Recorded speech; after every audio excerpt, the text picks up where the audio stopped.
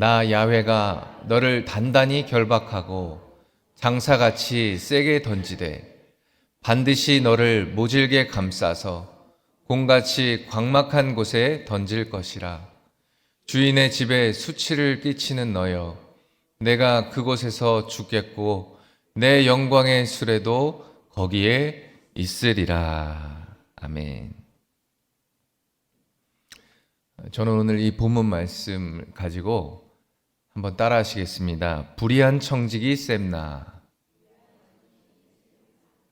불의한 청지기 셈나라는 제목으로 함께 은혜를 나누고자 합니다.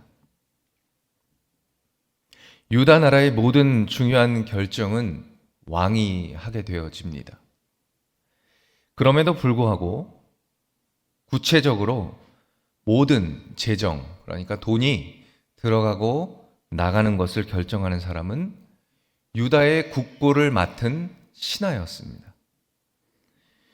이사야 당시 그 유다의 국보를 책임지고 있던 그 신하는 셈나라는 사람이었습니다. 그가 세상적으로는 어땠는지 잘 모르겠습니다. 그렇지만 하나님 앞에서는 충성된 자가 아니었습니다. 그래서 하나님께서는 그 이사야 선지자를 국고 대신인 이 셈나에게 보내셔서 그가 지금 하고 있는 사치와 교만에 대해서 책망하도록 그렇게 하셨습니다. 제가 22장 15절 16절을 봉독해 드리겠습니다. 주 만군의 야훼께서 이르시되 너는 가서 그 국고를 맡고 왕국 맡은 자 셈나를 보고 이르기를 내가 여기와 무슨 관계가 있느냐? 여기에 누가 있기에 여기서 너를 위하여 묘시를 팠느냐? 높은 곳에 자기를 위하여 묘시를 팠고 반석에 자기를 위하여 처소를 쪼아내었도다. 많은 학자는요, 이 셈나가 유다 백성이 아니라고 합니다. 애굽 사람일 거라고 그렇게 추측을 하는데요. 왜냐하면 유다 사람은 유다 사람을 소개할 때 이렇게 소개합니다. 반드시 누구의 아들 누구라고 이렇게 소개를 하든지 아니면 어느 곳에서 온 사람 누구라고 이렇게 소개를 하게 되어지는데 셈나는 그런 소개가 전혀 없고 그냥 이름만 달랑 나오기 때문에 유다 사람이 아니라 애굽 사람일 것이다 라고 이렇게 추측을 하고 있습니다. 또한 셈나라는 그 이름은 애굽식 이름일 거라고 그렇게 생각하고 있어요. 우리가 16절에 보게 되어지면 내가 여기와 무슨 관계가 있느냐? 그러니까 유다와 네가 무슨 관계가 있느냐? 여기에 누가 있길래? 라는 그런 말이 나오거든요. 이것을 보게 되어지면 셈나는 유다 사람이 아니라는 거예요. 애굽 사람이라는 거예요. 넌 애굽 사람인데 이곳에 유다에 와서 관리로 출세한 케이스다 라는 겁니다. 그러나 이 모든 추측과 상관없이 중요한 것은요, 셈나의 국적이나 그 출신이 중요한 게 아니었어요. 그가 하는 일이 중요했습니다. 그가 맡겨진 일을 처리하는 방식이 하나님 뜻과는 전혀 상관이 없고 뜻에 맞지 않게 일을 처리했다라는 것입니다. 우리가 주목할 것은 이 셈나는 다윗의 국보를 맡은 대신인데 높은 곳에 높은 위치에 있으면서 자신을 위해서 묘시를 팠다라는 것입니다. 자기를 위해서. 셈나는 높은 곳에 자기 묘시를 아주 굉장히 호화롭게 만들었던 것 같습니다. 우리가 이를 추측해 볼 수 있는 대목이 반석을 쪼아내면서 그렇게 묘시를 팠다라는 그 말씀이 이를 증거해 주고 있습니다. 지금 유다의 상황은 어떠냐면 강대국에 막대한 조공을 바쳐야 되는 그런 상황이에요. 나라가 약하니까 강대국에 늘 조공을 바쳐서 이 유다 나라는 한 해 한 해를 겨우 연명해가는 그러한 형편이었어요. 그런데 국가의 재정을 맡은 이 셈나는 나라의 그 재정과는 전혀 상관없게 자기를 위해서 죽은 후에 묻힐 묘실까지 아주 그렇게 호화롭게 준비를 하고 있었습니다. 여러분, 셈나는요, 유다가 아무리 강대국에게 조공을 바치고 있어도 그런 안타까운 상황 속에서 직면되는 그런 상황 속에 있어도 전혀 자기와는 상관없다라고 생각한 것 같습니다. 별로 신경 쓰지 않았던 것 같아요. 왜 그랬느냐? 조공을 많이 바쳐야 되는 상황이 다가오면 그만큼 백성에게 거둬들였기 때문입니다. 왕에게 아무리 권력이 있어도 왕이요, 이 국고가 비어 있으면 힘을 쓸 수가 없잖아요. 그렇죠? 국고가 비어 있으면 이 군인들에게 봉급을 줄 수가 없고, 이 군인들에게 봉급을 주지 못하면 전쟁을 치를 수 없게 되어지고, 또 관료들에게 봉급을 주지 아니하면 관료들은 아무도 움직이려 하지 않기 때문에 결국 국고가 비면 왕이 힘을 쓸 수 없는 허수아비가 되고 마는 것입니다. 그러면 도대체 셈나는 나라의 국고를 어떻게 사용했기에 하나님으로부터 이렇게 책망을 받게 되었을까? 그것을 우리가 생각해 볼 필요가 있습니다. 우선 셈나가 국고를 맡은 청직이라면 그 많은 돈이 강대국에게 조공을 바쳐지는 것에 대해서 그 누구보다도 자신이 가슴 아파했었어야 했어요. 가난한 백성들을 먹여 살려야 하는 이 돈들이 강대국에게 그렇게 안타깝게 빼앗기는 그 상황에 가슴을 치면서 눈물을 흘리면서 안타깝게 생각해야 했어야 했고, 하나님 앞에 눈물로 부르짖었어야 했습니다. 오 하나님 아버지, 우리의 힘과 능력이 되어주시는 하나님, 어떻게 이 백성의 목숨 같은 돈이 강대국의 조공으로 바쳐져야 합니까? 하나님, 부디 우리의 죄를 용서하여 주시고 이 백성의 피땀 흘린 돈이 조공이나 뇌물로 쓰여지지 않게 하여 주시옵소서. 그렇게 가슴 치면서 눈물로 기도했어야 했습니다. 그런데 셈나에게는요, 전혀 그런 의식이 없었어요. 그런 인식이 전혀 조금도 보이지 않았습니다. 아무리 많은 돈을 조공으로 빼앗기고 또 빼앗기고 또 빼앗겨도 그 빼앗긴 만큼 자기 백성에게 거두면 된다라고 그렇게 생각을 했습니다. 근데 이뿐만이 아니었어요. 그는 왕족에 가까운 무덤을 만들어 놓고 호화스러운 영광의 수레를 타고 다녔다고 성경은 말씀하고 있습니다. 제가 비슷한 예를 한번 들어드리겠어요.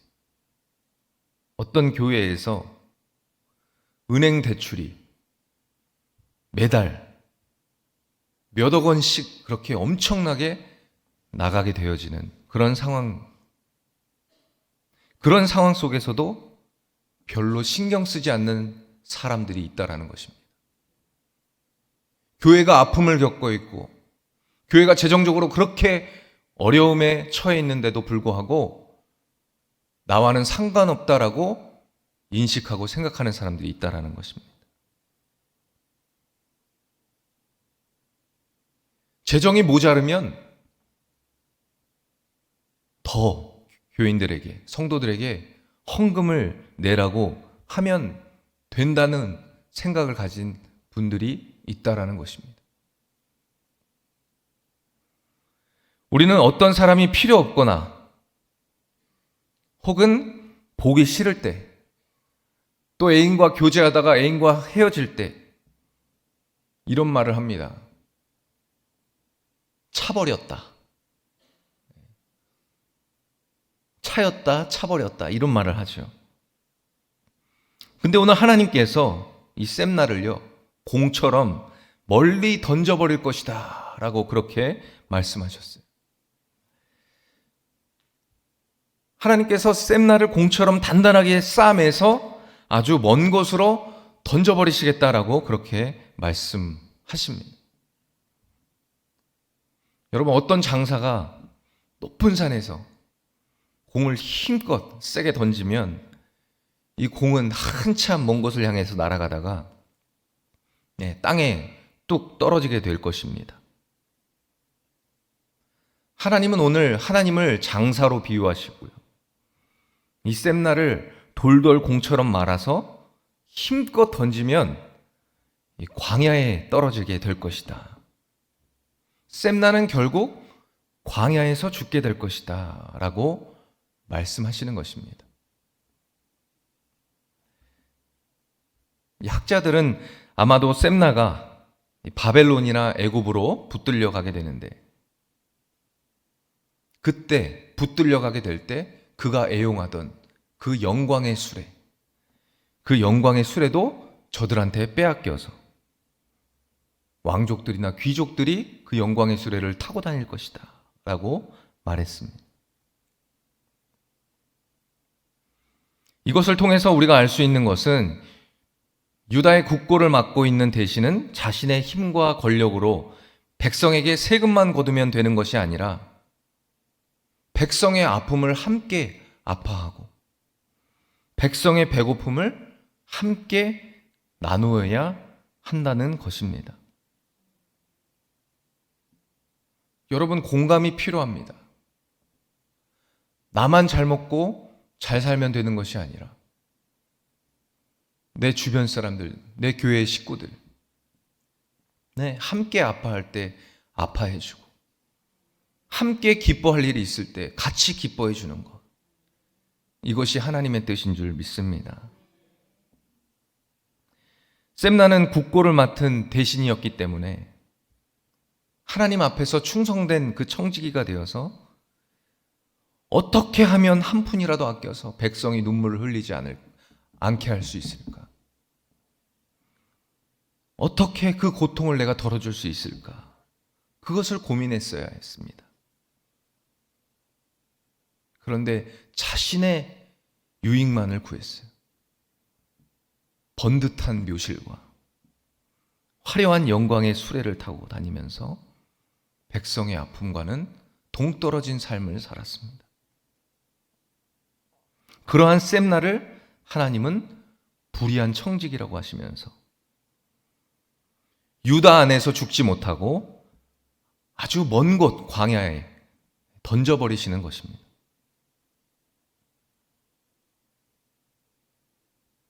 이 셈나의 어리석음은요, 자기가 어디서 죽을지도 모르면서 그 비싼 무덤을 예루살렘에 준비한 것. 자기가 어디서 죽을지도 모르는데 예루살렘에 나는 죽을 것이다라고 확신하고 거기에다가 묘실을 준비했어요. 또 그 영광의 수레를 결국에는 누가 탈지도 모르면서 자기가 죽을 때까지 탈 줄 알고 그 비싼 수레를 타고 다닌 것입니다. 하나님은 셈나에게 강력하게 이렇게 말씀하세요. 이사야 22장 16절에 내가 여기와 무슨 관계가 있느냐? 여기에 누가 있기에 여기서 너를 위하여 묘실을 팠느냐? 이 말씀은 그가 예루살렘에 있을 자격이 없다라는 것입니다. 사랑하는 여러분, 사람은 한치의 앞일도 내다보지 못하면서 여러 날 후를 걱정하고 대비해 놓으려고 합니다. 셈나는 자신의 미래의 담보로 하나님을 모신 것이 아니라 인간적인 힘으로 세상을 살려고 했습니다.